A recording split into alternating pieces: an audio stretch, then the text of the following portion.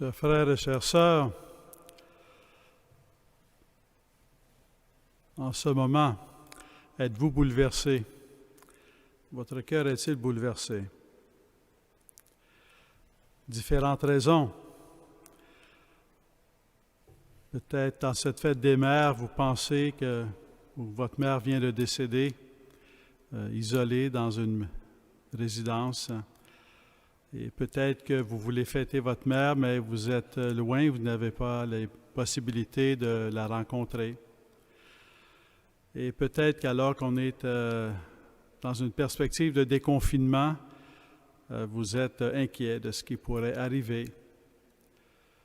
Mais en même temps, comment continuer de vivre avec tout ce qui est distanciation physique, tout ce qui est précaution, pour pouvoir se protéger et aller de l'avant. Saint Pierre nous dit, approchez-vous du Seigneur, approchez-vous du Seigneur Jésus.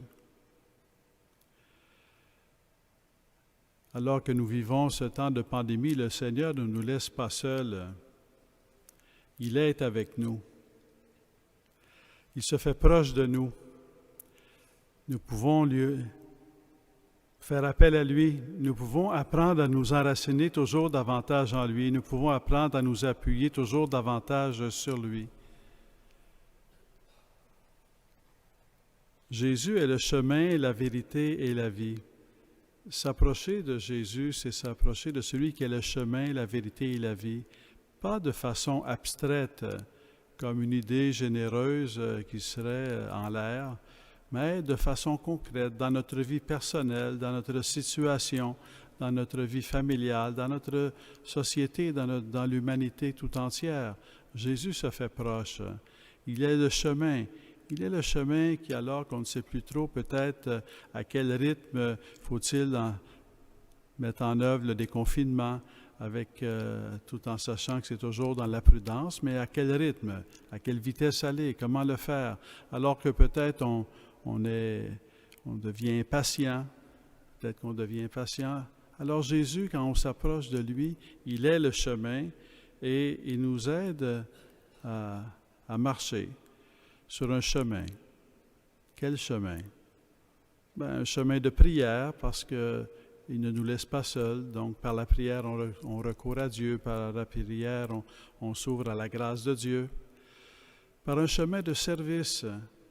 Parce que qui que nous soyons, où que nous soyons, nous sommes appelés toujours à aimer, nous sommes appelés toujours à un amour qui se fait service.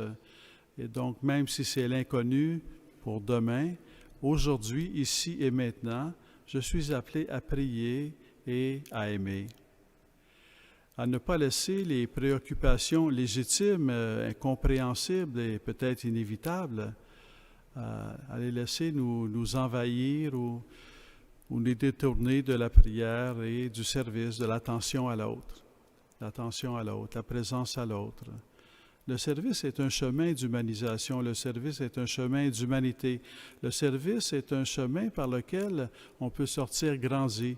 Quand on conjugue ensemble prière et service, on ne sait pas ce qui arrivera demain, mais aujourd'hui même, on arrive à donner un sens à ce que l'on vit en priant et en se mettant au service des autres, dans la famille, dans la société, comme on le peut, par les moyens qui sont à notre portée.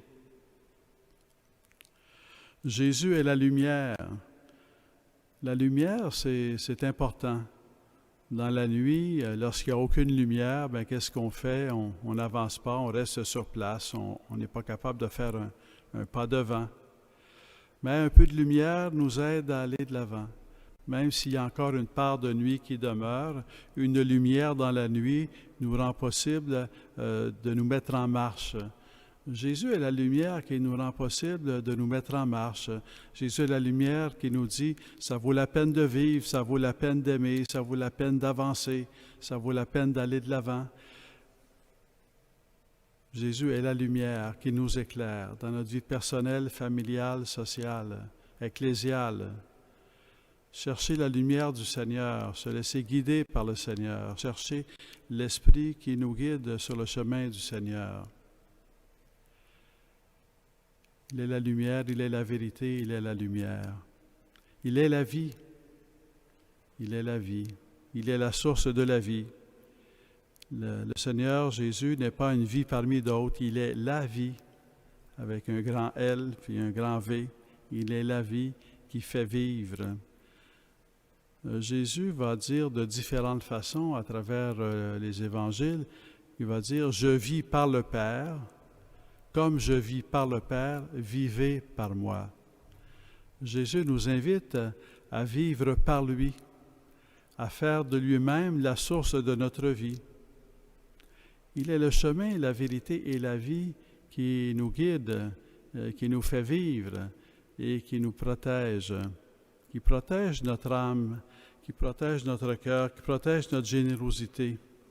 Parce que notre cœur aussi a besoin d'être protégé, pas seulement notre santé. Nos relations ont besoin d'être protégées, nos relations humaines, familiales ou sociales.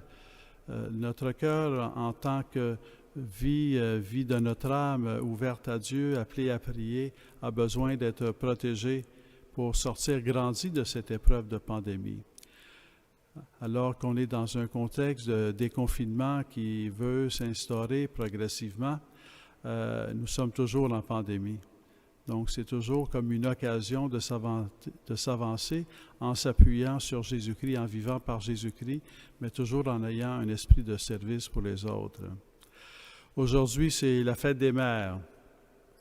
Et peut-être que c'est une fête des mères où notre cœur est rempli à la fois d'amour pour notre mère, mais en même temps d'expérience de nos limites, dans nos possibilités de la rejoindre et de l'enlacer ou de lui exprimer notre affection.